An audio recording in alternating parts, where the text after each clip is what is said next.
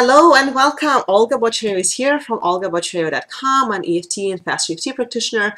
And in today's video, we'll talk about my worst Faster EFT session as a practitioner and things that I've learned from it. So as you're starting this journey as a heart-centered business provider, and a lot of people that I work with are entrepreneur or aspiring entrepreneur, somebody who's interested in becoming one, we will bump into some of the experiences working with our clients that are not very pleasant. So I wanted to share mine, that what I quote unquote call my worst session, and what have I learned from it. So just a quick background, I started working with this amazing client back in summer, and she was really great person. She is a spiritual coach herself, and she just needed to work through some of her memories from childhood and release some of the heavy emotions around her parents. So as we started getting into this, one of the sessions, but me through our coaching experience, she's one of my 6-month coaching clients, we bump into an issue that just didn't budge, and I brought up all just about any tool that I had behind my belt into EFT and Faster EFT and other modalities, and she just was kind of staying in this a bit of a victim mentality, and she didn't want to shift. So after an hour of tapping and coaching, I kind of got out of the session feeling like, ooh, I really didn't do much here. I didn't help her. So couple of weeks down the road, and so basically what I did with this, I started thinking, okay, what is my feedback here, right? What can I learn from that? Because I can clearly see that she didn't feel the shift, in that one particular session.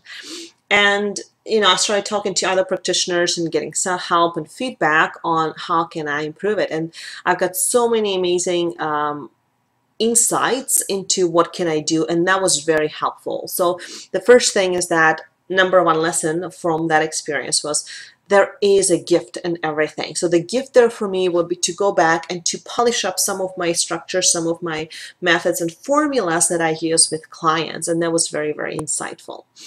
The second thing that I came to discover is that the next time we met with this client, she actually felt great. She said, Olga, listen, last session, I was totally stuck. I felt, all this heavy stuff, and there's part of me that just wasn't ready to let it go. So I was in that place, and after kind of staying there a little bit, it hit me. It hit me that I'm playing a victim. It hit me that I'm staying in this mentality of blaming and guilt. And it started shifting. It started changing. So it just, her body and her mind needed some time to process that. And, we as practitioners, we take everything ourselves, that it's our responsibility to change things like that, especially in Faster EFT, because it really is fast. And in many cases, it really does work on the spot.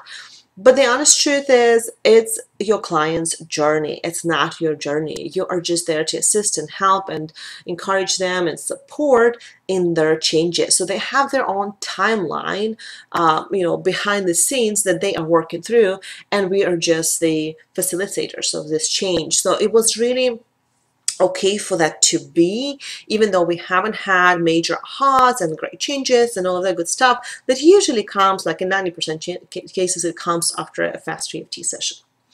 My third thing that was that I got out of it, that it's a long-term coaching is the best, because there will be good sessions, there will be bad sessions, but you have to let these things ride out to finally see, okay, now I can see and I can feel this inner blockages dissolving.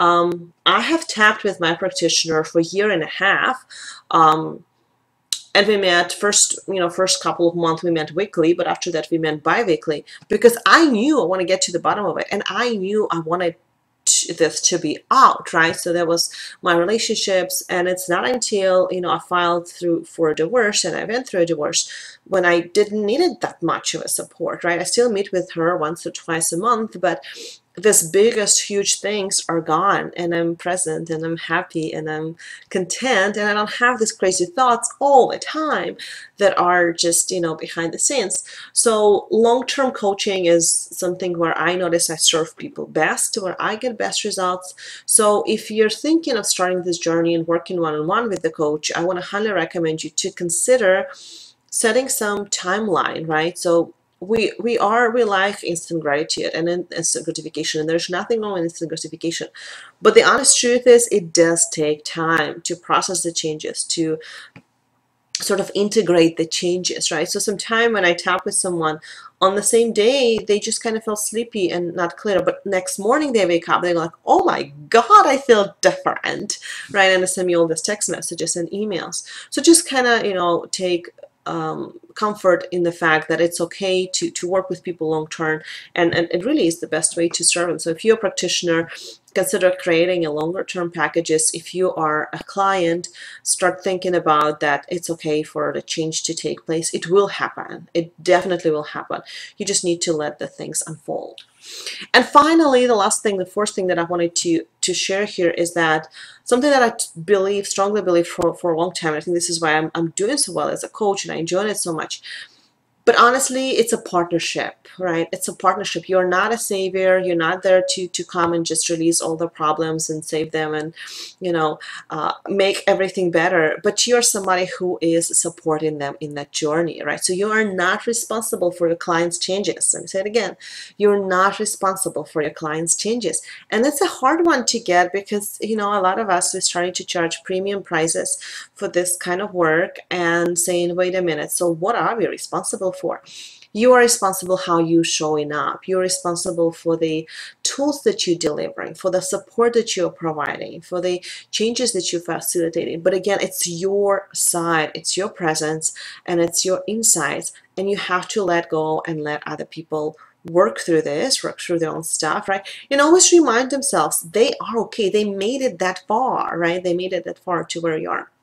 So if you had experience that is less than perfect with the client or with you, so let's tap on it and then let's just start looking at it as that there are some benefits for both parties involved, and it's okay to relax and to know that everything is working out for the best.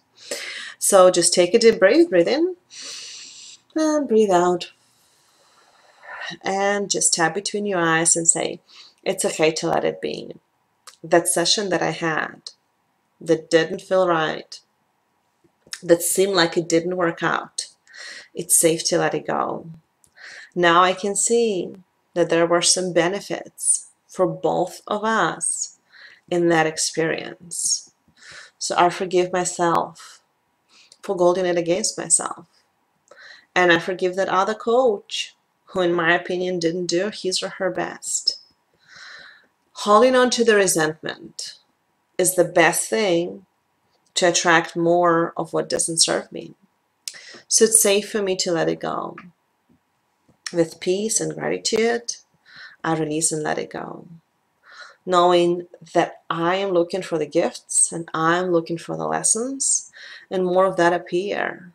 And who knows, that person might turn around and come back and say how grateful he and she is for the experience that we had together. And then it just takes some time for these changes to process. So it's okay for me to let it go. Not assign any value to any events, and especially not assign any meaning of what does it mean of who I am for this kind of events. Because for I am is pure love and light and filled of infinite possibilities and just a spirit having an experience in the human body. This is a good reminder of who I truly am. So I release and let it go, knowing that everything is working out for me and for them. Just kind of grab your wrist and push around and breathe in, breathe out. And say a word, peace. And sure enough, that very same client that I had, you know, the session with, next time she said, oh my gosh, Olga, things are really shifting. I'm so grateful you stayed with me. I'm so grateful that we had what we had. And I'm so grateful you gave me space, the safe space to process things. You didn't rush me into any changes, but you let things unfold. So it really is beautiful. You just gotta trust the process. So whatever you do, keep on doing it. You have a gift and a beautiful expression inside of you. It's time to get it out. If you haven't, if you have, then do get it out more on the open. People need the gift that you have. Keep on tapping and have a fantastic day. Bye.